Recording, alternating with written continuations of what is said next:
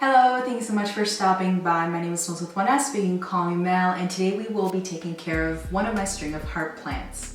I will be propagating the plant in 2 or 3 ways, we'll see, and also I will be sharing with you some tips on how I was able to detangle the mess that she was.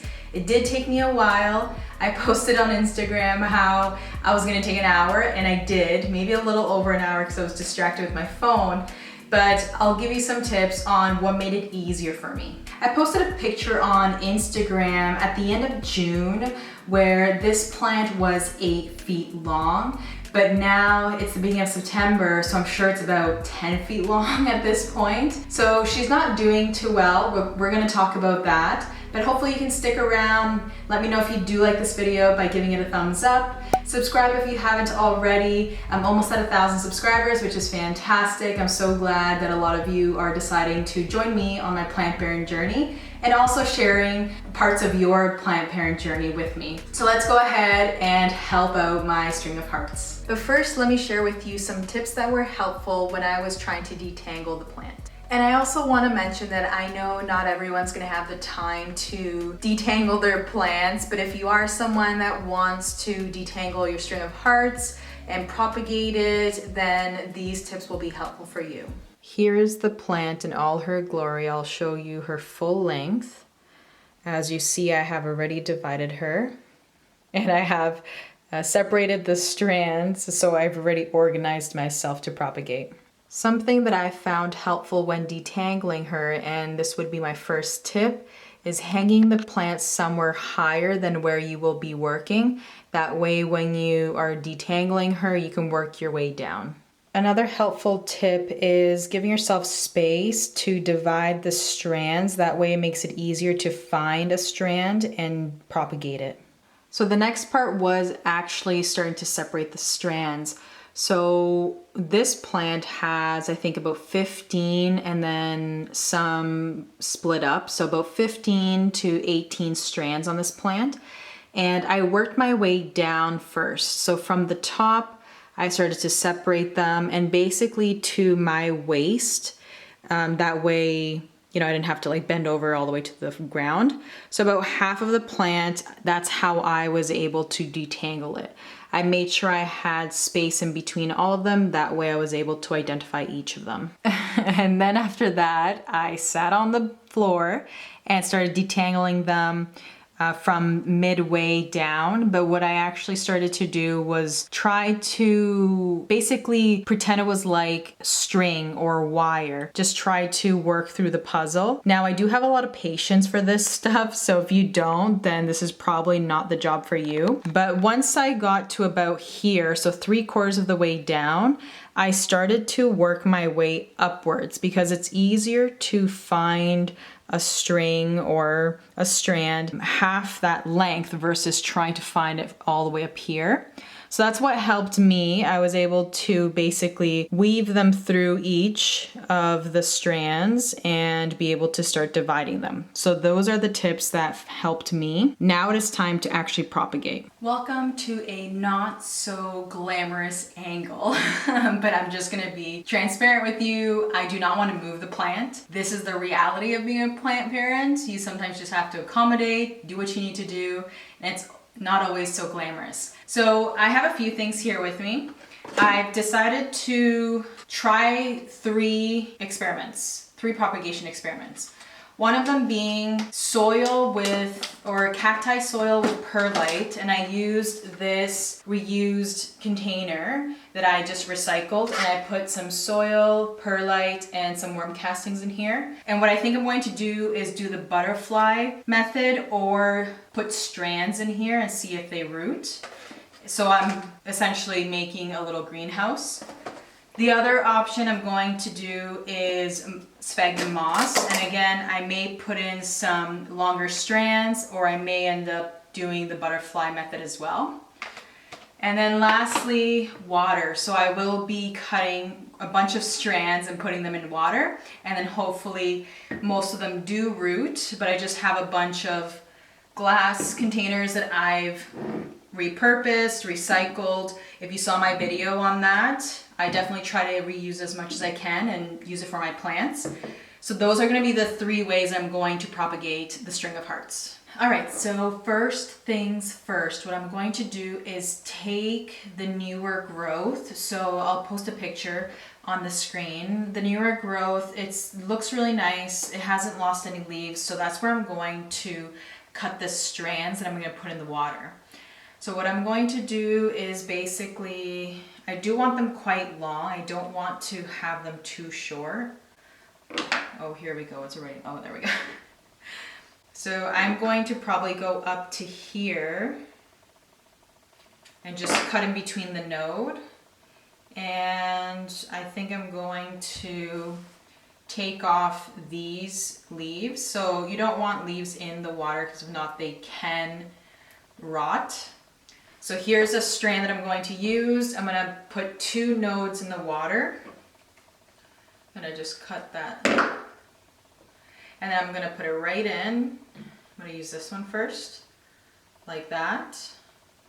And I'm going to make it pretty full so that I don't have a ton of containers with string of hearts. So I'm just going to grab another one. So like I said, it is helpful if you organize yourself ahead of time, just because you'll just be taking a lot longer if you're trying to figure out where you're cutting. But obviously you're still going to struggle a bit like I am now. But I kind of want to have them long, so I'm going to go all the way back here again. So that's another strand, which I don't know, I would say that's like a foot, maybe 12 inches. I'm not good with measurements, but again, I'm going to use 2 nodes under the water. So I'm going to cut this off. I'm going to cut the leaves off, which I'm sure you don't need to see, but I also took off all of the blooms just because I don't want the blooms to be taking the energy from the leaves or the roots. So there's another one. So I'm probably going to do this quite a few times. Now, I don't know if you can just root nodes from the string of hearts. Do any of you know? Because I was kind of thinking whether or not I would experiment with that. So there you go, just another one. I'm just plucking off the blooms again, but these seem to all be nice. And again, I think I just need 2 nodes. I'll keep the node just in case. I'll start throwing them here on the side. But okay.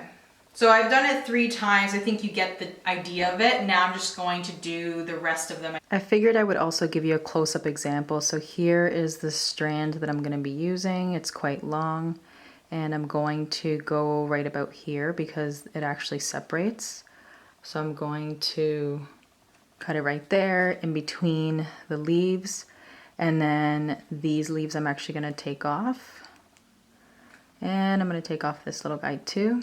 And then I will put this in the water. So I was able to put quite a few of the strands into this glass container or glass jar, which is helpful because again, I don't want to have to water 5 jars. So I feel confident that I'm okay to leave them in here. If I feel like the top of the bottle is too thin, then I'll up it to a separate jar where the opening is a bit bigger. But for now, this is the cute little vase with all the cuttings. There are, again, quite a few. I would say there's about 10 maybe in here. And let's see how quick they root. Now we're gonna move on to sphagnum moss and the soil. So I'll give you a close-up of this as well, but basically you're just cutting in between the leaf and you will stick the leaf in there. So that's called the butterfly effect. Or butterfly method, and you're just going to cut in between, and then you're going to stick the leaves in the moss and in the soil.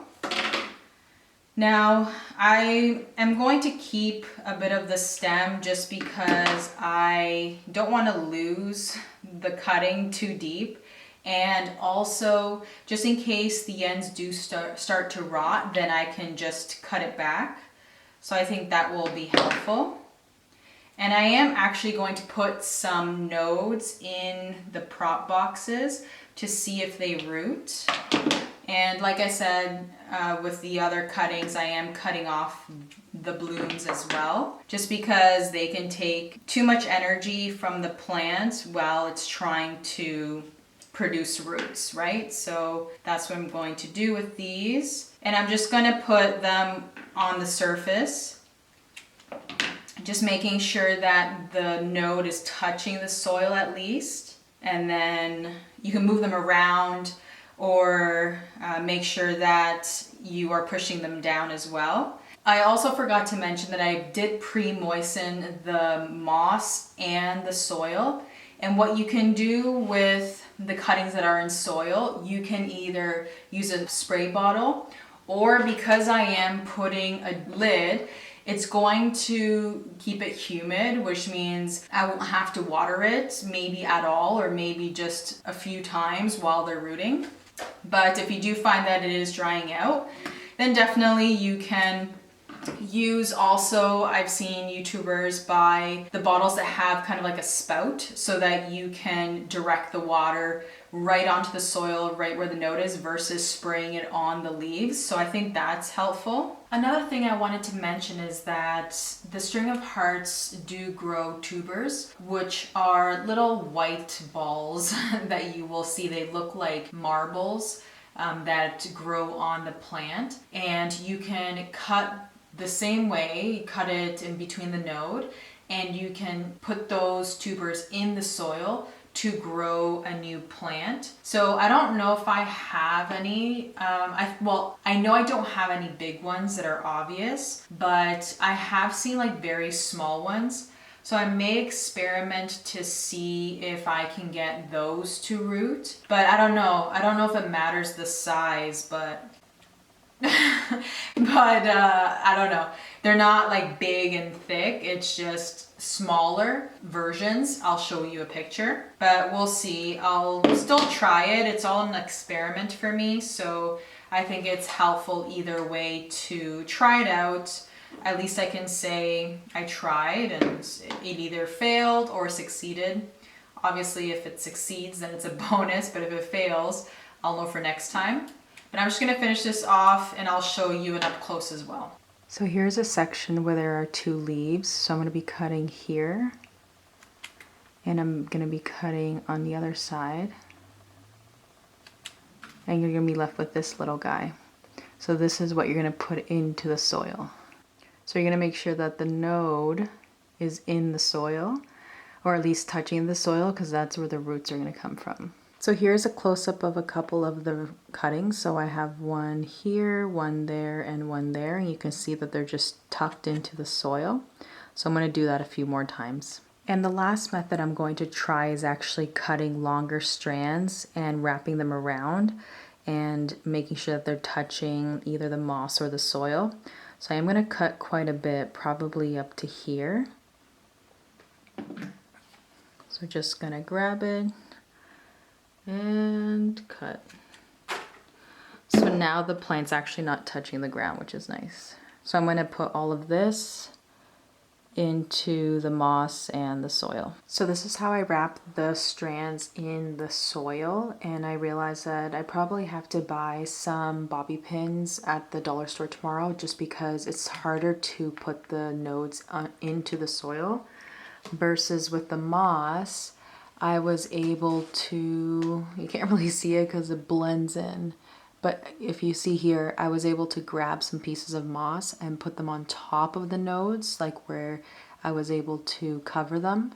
So it was a bit easier with the strands here, but I'll definitely have to get some bobby pins for the soil propagations. So I ended up cutting these 2 strands that have a more defined white tuber. So these 2 are going to be the ones that I'm going to put into the soil at the top of the mother plant. Alrighty, so that is it for today. I feel so great and accomplished for doing this, because I have definitely been postponing cutting this plant. Something I haven't mentioned is that this plant actually got mealybugs.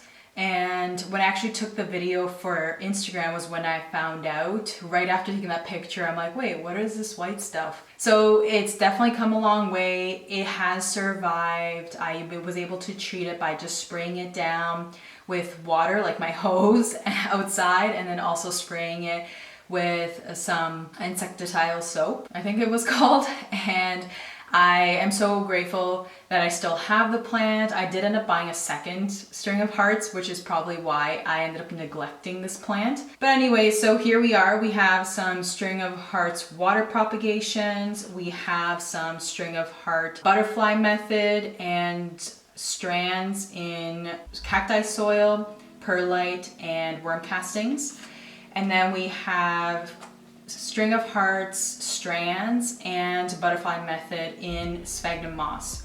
So quite a few experiments here. I'm hoping at least some of them root, but of course I still have the mother plants if none of these end up working, but hopefully I at least get a few of them so I can say that something was successful. Let me know if you do want an update. Leave a comment down below, give this video a thumbs up, and again, thank you so much for sticking around, and I will see you soon.